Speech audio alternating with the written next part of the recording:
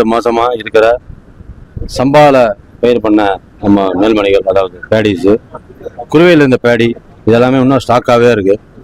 இதெல்லாம் என்ன பண்ணதுக்கு முன்னாடி இந்த ஆட்சியாளர்கள் வந்து ஏதோ ஒரு கவன சிதறல, ஏதோ ஒரு மிஸ்மேனேஜ்மெண்ட்டில் அந்த இருக்க பேடி எல்லாமே ப்ரொக்யூர் பண்ணிட்டோம். அது நம்மளோட தமிழ்நாடு கவர்மெண்ட் இப்போ இருக்கிற நம்ம தமிழ் வெற்றி கழகத்தோட முதலமைச்சரோட அட்வைஸ் பிரகாரம், அவரோட விடுதலை பிரகாரம் எந்த விவசாயம் பாதிக்கப்படக்கூடாது. அது சில நேரங்களில் மழை ஏதாவது லேட்டாக வந்தது, எங்கேயாவது நம்ம மேட்டூர் டேம் திறக்க முடியலனா கூட அதுக்கும் சில திட்டங்களையும் அறிவிச்சிருக்காரு. அதுபோல் எந்த சூழ்நிலையும் விவசாயிகளோட பேடியை ப்ரொக்யூர் பண்ணல பாதிப்படக்கூடாது. அவங்க எங்கெல்லாம் ஓப்பன் கேப்பில் கொண்டு வந்து ஸ்டோர் பண்ணுறாங்களோ, எங்கெல்லாம் அவங்களோட ஸ்டோரேஜ் பிளேஸ் இருக்கோ அதெல்லாம் உடனே ப்ரொக்யூர் பண்ணி குடோன்லேயோ சம்மந்தப்பட்ட பிளேஸ்லேயோ மார்க் பண்ணுங்க, இங்கே ஸ்டோர் பண்ணுங்கிறதுனால தான் பிளேஸ் பார்த்துட்ருக்கோம். 2 நாளைக்கு முன்னாடி கூட தருமபுரி மாவட்டத்தில் மாவட்டத்தில் பார்த்து அங்கே தான் குடோன் இருக்காங்கிறதையும் கேட்டு ஃபெசிலிட்டி பண்ணி கொடுத்துருக்கோம், பண்ணியிருக்கோம். நேற்று கூட வேளாங்கண்ணி, நாகப்பட்டினத்தில் வேளாங்கண்ணி அவர் ஃபாதரை பார்த்து அவரோடையும் கலந்து ஆலோசனை பண்ணி அங்கே ஏதாவது கவர்டு குடோன் மழை வந்தால் பாதிக்காத அளவுக்கு விவசாய மக்களோட நெல்மணிகளை பேடியை ஸ்டோர் பண்ணுங்கிறதுனால அங்கேயும் பிளேஸை பார்த்து அதுக்குண்டான ஃபெசிலிட்டி பண்ணி கொடுத்துருக்கோம். இங்கே நம்ம காலையில் அக்ரிமெண்ட்ஸ் வந்திருந்தாரு.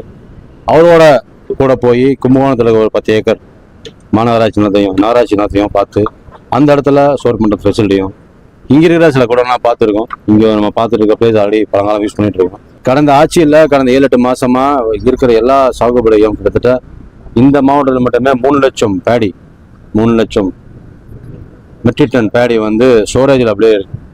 இதெல்லாம் ஹல்லிங் பண்ணாமல் அரிசியாக மாற்றாமல் இங்கே இருக்கிற கடந்த ஆட்சியால் சேர்த்து வச்ச 3 லட்சம் மெட்ரிக் டன் உள்ள அரிசி, அந்த நெல்மணிகளை பேடியை மூவ்மெண்ட் பண்ணாமல் அப்படியே ஹோல்ட் பண்ணிட்டாங்க.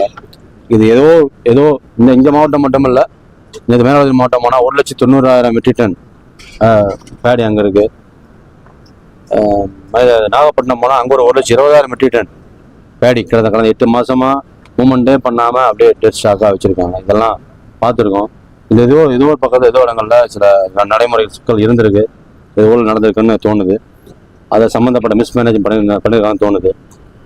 அதை கலெக்டர் மூலமாகவும் எஸ்ஆர்எம் மூலமாகவும் டீட்டெயிலாக ரிப்போர்ட் எடுத்து நாளை மறுநாள் சென்னை போன உடனே துறை நிர்வாகத்துறைகளை கூப்பிட்டு என்ன நடந்திருக்கு, என்ன ப்ரொக்யூர் பண்ணிருக்கோம் 8 மாசமா, எங்கே சிக்கல் இருந்திருக்கு, எங்கே மிஸ்மேனேஜ்மெண்ட் இருக்குது அப்படிங்கிறத ஒரு அனலைஸ் ரிப்போர்ட்டாக எடுத்து முதலமைச்சர் பார்வைக்கு கொண்டு சென்று நம்ம ஸ்டெப்ஸ் எடுப்போம். அதை விட முக்கியமாக இப்போ குறுவை சாகுபடி இந்த 2 மாதத்தில் ஆரம்பிச்சிடும். டென்டேட்டிவாக ஆகஸ்ட் செப்டம்பரில் இருக்கும். அந்த டைமில் விவசாயிகள் கொண்டு வந்த நெல்மணிகளை எந்த பாதிப்பு இல்லாமல் ஸ்டோர் பண்ணணும், அவங்களோட பாதிப்பு வரக்கூடாதுனால எக்ஸ்ட்ரா இப்போவே ப்ரிகாஷனரியாக ஒரு உதாரணமாக முன்னெச்சரிக்கையாக இப்போவே ஸ்டோரேஜ் இப்படி எக்ஸ்டெண்ட் பண்ணுறதுக்கும் அதை சேர்த்து வைக்கிறதுக்கும் முன்னாடியே அமைச்சர்கள் மூலமாகவும் எம்எல்ஏ மூலமாகவும் கலெக்டர் மூலமாகவும் எஸ்ஆர் மூலமாகவும் ஸ்டெப்ஸ் இது பண்ணிக்கிட்டு இருக்கோம். நெல் இது சேமிப்பு கிடங்கு இருக்குல்ல சார், நெல் கொள்முதல் நிலையத்தில் அங்கே 40 ரூபா வந்து மூட்டைக்கு போன ஆட்சி காலத்தில் வாங்கினாங்க. அது தடுக்கப்படுமா தற்போது ஆட்சியில்? இப்போதான் நான் வந்த உடனே முதல்ல எல்லா டிபிஎஸ்சியும் வரும்போதோ, எல்லா குடோனுக்கு வரும்போதும், எல்லா பிடிசி சென்டர் எல்லா குடோனுக்கு வரும்போது அங்கே ஊழியர்களை பார்த்து பேசுகிறேன். யூஸ்வலாக வந்து இந்த 40 ரூபா அப்படிங்கிறது வந்து ஒரு ஊழலாகவே கடந்த ஆட்சி காலங்களில் கடந்த முறைகளில் ஃபாலோ பண்ணிட்டு இருந்தாங்க. நான் அவங்களை கூப்பிட்டு பேசும்போது அந்த மாதிரி முறை எதுவும் இல்லை, அது வேறு ஏதோ சூழ்நிலைக்காக பின்பற்றப்பட்ட ஒரு ஊழல் இருந்தாங்க. அவங்கள பொறுத்த வரைக்கும் டன்னேஜுக்கு உண்டான கூலி தான் கொடுக்குறாங்க, அதுதான் அவங்க வாங்குறாங்க. இது ஊழியர்கள் வாங்குறது தான். ஊழியர் இல்லாதவர்கள் மூலமாக தான் 40 ரூபா 50 ரூபா 60 ரூபான்னு ஒவ்வொரு மாடலுக்கு தகுந்த மாதிரி வாங்கிட்டு இருக்காங்க. அந்த ஊழல்கள்லாம் வர காலங்களில் இனிமேல் இந்த சூழ்நிலையிலேருந்து அந்த மாற்றி அமைஞ்சதுக்கப்புறம் இந்த இடம் மட்டும் இல்லை, தமிழ்நாட்டில் எங்கெல்லாம் இந்த மாதிரி ஊழியர்கள் ஒர்க் பண்ணுறாங்களோ அவங்களுக்கு உண்டான முறையான பேமெண்ட்டு சிஸ்டமேட்டிக்காக போயிட்டு இருக்கு. இந்த 40 ரூபா 50 ரூபா 60 ரூபா இந்த ஊழல்கள் தடுக்கப்பட்டுள்ளது.